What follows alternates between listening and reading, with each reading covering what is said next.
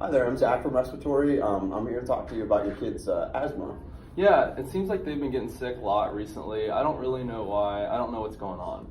Well, so I was just coming to talk to you and see if there were any reasons that you might know of at home, maybe, or in their school that might be contributing to these, because we have been seeing him a little bit more than normal. Well, I don't know if it's the cold weather or our apartment is a little bit dusty, but I really don't know what else it could be. I don't really know.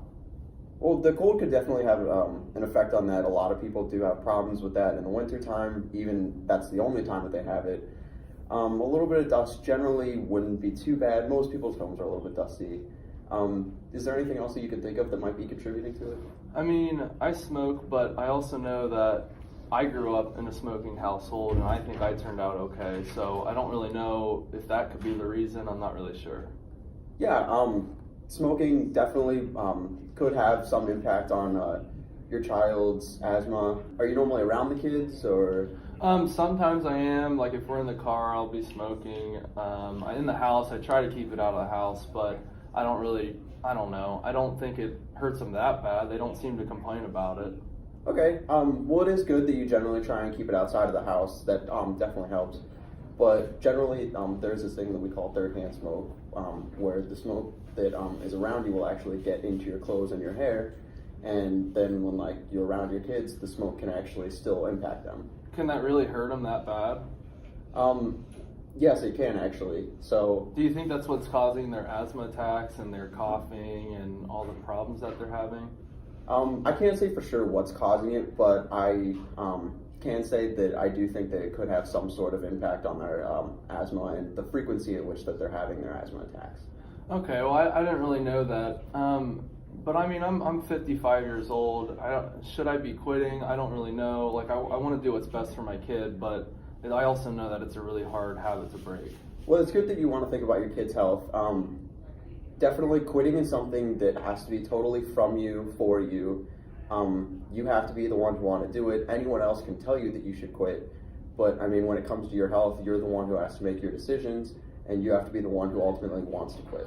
Well, knowing that, all the stuff that can happen to my kid and stuff like that, I guess I am ready to quit. I guess I should start thinking about it at least. I've never really thought about it before. So you've never had any attempts at quitting before? No, not really. My ex-wife did try to quit, and she wasn't really successful. And then I've never really tried to. Like I said, my dad my dad smoked so much. He never really tried to quit. So I don't know. I've never really thought about it. What sort of things worry you the most when you think about quitting? What things worry me the most?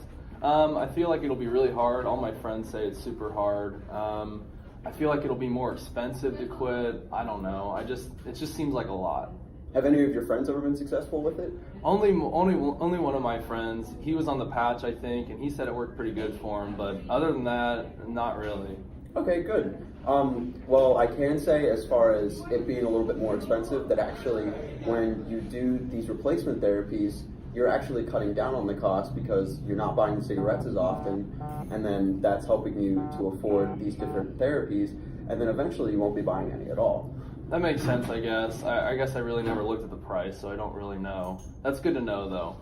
So would doing one of these therapies be something that you'd be interested in? I think definitely, yeah, knowing what it can do to my kid, yeah. So there's a lot of different options. We have something like a pill that you would take twice a day, like Chantix.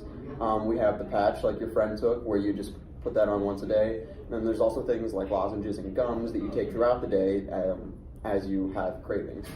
I feel like, I don't know, how often do you have to take the gum? So the gum is just as long as you have cravings throughout the day. We generally recommend somewhere around 9 to 12 pieces when you first start out, and then over time, as those urges come down, we like to see that you take less and less, and then eventually you'll be off of it. Okay, I mean, I chew gum a lot anyway, and I feel like that'll help me out with my habit. Maybe every time I go for a cigarette that I can maybe put some gum in. Does that sound like a good idea? Yeah, that's good. It's always good to be able to take kind of that habit of the act of smoking and try and replace it with something, not just try and cut it out completely. Okay, so maybe also I can do something else to distract me from smoking, like, I don't know, if I go for a cigarette, I can put the gum in, or I can go exercise or something like that. Is that how definitely. this works? Okay. Yeah.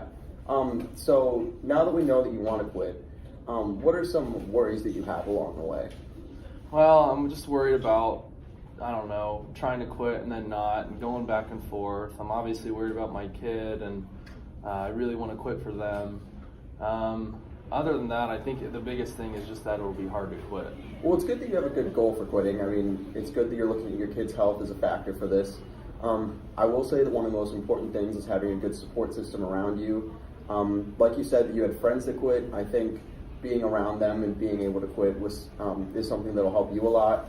And constantly being around your kids is also going to be something that's going to be a good reminder for you of why you're quitting. That's a good point. I'll have to reach out to my friends and see what they have to say about it too.